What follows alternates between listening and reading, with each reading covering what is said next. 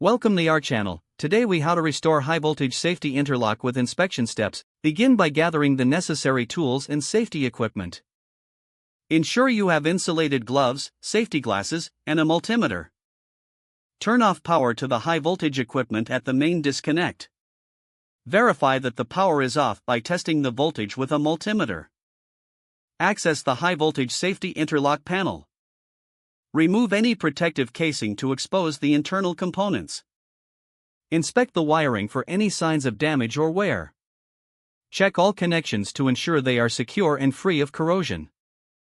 Look for any physical obstructions that may affect the interlock mechanism. Test the interlock switch with a multimeter to confirm it is functioning properly.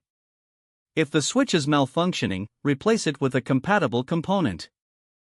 Clean any dust or debris from the interlock assembly to promote proper function. Reassemble the protective casing around the interlock panel. Ensure all tools are removed from the area before restoring power.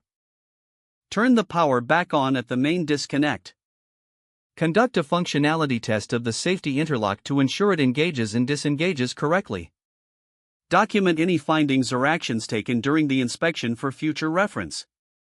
Review safety protocols to reinforce safe operation practices. Monitor the system regularly to prevent future issues with the safety interlock. If the page does not load, refresh the browser or try again in a private or incognito. Make sure you are using the correct email address, then retype it carefully to avoid small typos. If your password is not accepted, use the reset option and create a new strong password you can remember.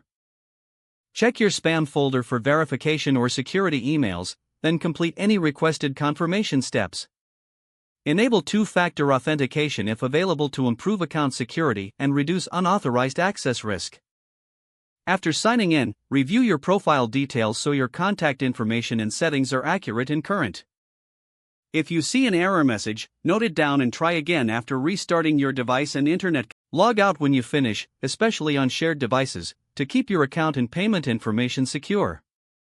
If the page does not load, refresh the browser or try again in a private or incognito window. Don't forget to like this video and subscribe to our channel for more step-by-step tech guides.